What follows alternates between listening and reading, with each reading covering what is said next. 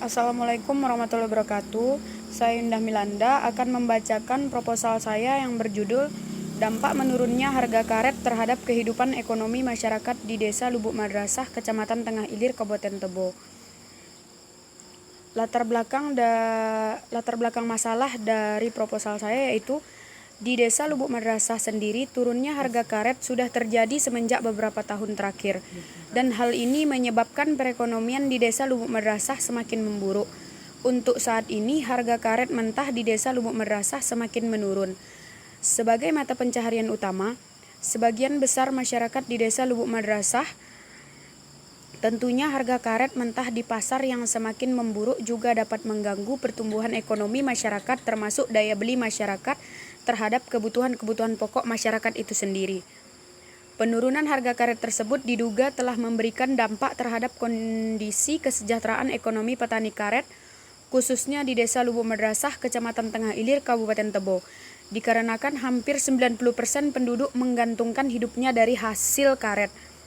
Selanjutnya, identifikasi masalah. Berdasarkan latar belakang masalah, dapat diidentifikasikan beberapa permasalahan dalam penelitian. Yang pertama, apakah harga jual karet mempunyai penurunan terhadap pendidikan anak di Desa Lubuk Madrasah, Kabupaten Tebo? Yang kedua, bagaimana harga jual karet terhadap motivasi belajar anak di Desa Lubuk Madrasah, Kabupaten Tebo? Selanjutnya, rumusan masalah.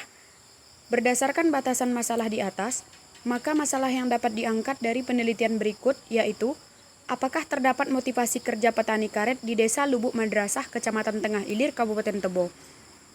Selanjutnya, tujuan penelitian. Sesuai dengan rumusan masalah yang telah dipaparkan di atas, maka tujuan penelitian ini yaitu untuk mengetahui pengaruh harga karet terhadap pendidikan anak di Desa Lubuk Madrasah, Kecamatan Tengah Ilir, Kabupaten Tebo. Selanjutnya, manfaat penelitian.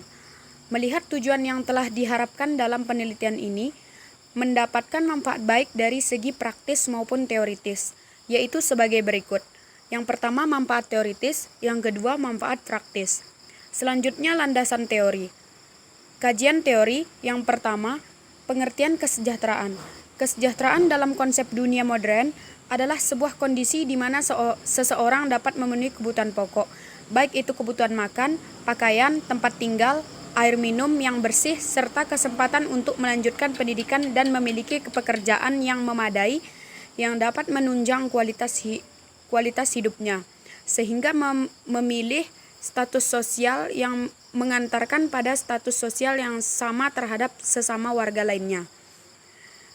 Selanjutnya, kesejahteraan menurut Undang-Undang tentang Kesejahteraan, yakni suatu tata kehidupan dan penghidupan sosial, materi maupun spiritual yang diliputi oleh rasa keselamatan, kesulitan, dan ketentraman lahir batin, yang memungkinkan bagi setiap warga negara untuk mengadakan usaha memenuhi kebutuhan jasmani, rohani, dan sosial yang sebaik-baiknya bagi diri, keluarga, serta masyarakat dengan menjunjung tinggi hak-hak asasi serta kewajiban manusia sesuai dengan Pancasila.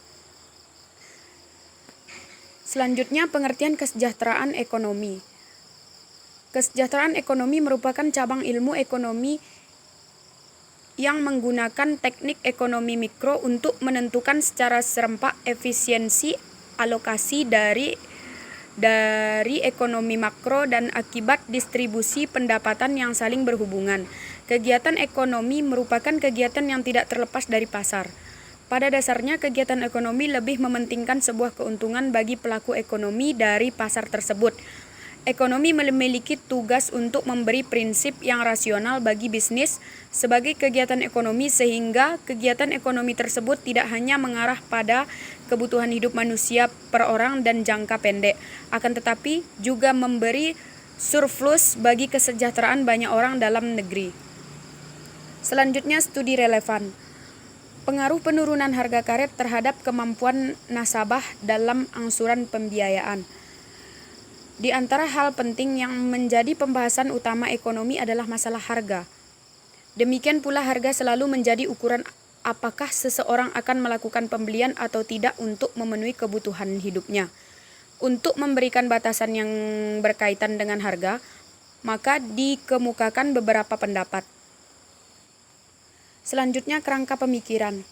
Berdasarkan tinjauan landasan teori dan penelitian terdahulu, dampak menurunnya harga getah mengakibatkan turunnya pendapatan petani, turunnya daya beli petani, serta pengalihan fungsi lahan dari usaha karet ke tanaman lain yang dinilai lebih protektif.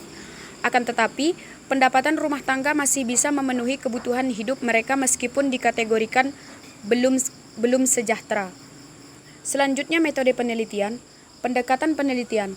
Dalam penelitian ini menggunakan penelitian deskriptif dengan pendekatan kuantitatif. Penelitian dengan menggunakan metode deskriptif adalah penelitian yang diarahkan untuk memberikan gejala-gejala, fakta-fakta, atau kejadian-kejadian secara akurat dan sistematik mengenai sifat-sifat populasi dan daerah tertentu. Dalam penelitian deskriptif, cenderung tidak perlu mencari atau menerangkan saling berhubungan dan menguji hipotesis. Penelitian kualitatif ini bertujuan untuk membangun suatu proporsi dan menjelaskan makna di balik realitas sosial yang terjadi, yaitu sebuah fenomena yang terjadi dalam kehidupan sehari-hari. Selanjutnya, lokasi dan waktu penelitian. Penelitian dilaksanakan di Desa Lubuk Madrasah, Kecamatan Tengah Ilir, Kabupaten Tebo. Waktu penelitian dilaksanakan pada bulan Desember 2020. Selanjutnya, responden penelitian. Subjek penelitian atau responden adalah orang yang diminta untuk memberi keterangan tentang suatu fakta atau pendapat. Di sini penelitian mengambil subjek penelitian yaitu masyarakat. Selanjutnya, sumber data penelitian. Dalam penelitian terdiri dari dua sumber, yaitu data primer dan data sekunder. Data primer adalah data yang diperoleh secara langsung dari sumbernya, sedangkan data sekunder adalah data yang diperoleh dengan mengutip sumber lain, sumber primer dan sumber sekunder. Selanjutnya, teknik pengumpulan data. Yang pertama, teknik observasi, yang kedua, teknik wawancara, yang ketiga, teknik dokumentasi, dan yang keempat, analisis data. Hanya itu yang bisa saya sampaikan, lebih dan kurangnya saya mohon maaf. Assalamualaikum warahmatullahi wabarakatuh.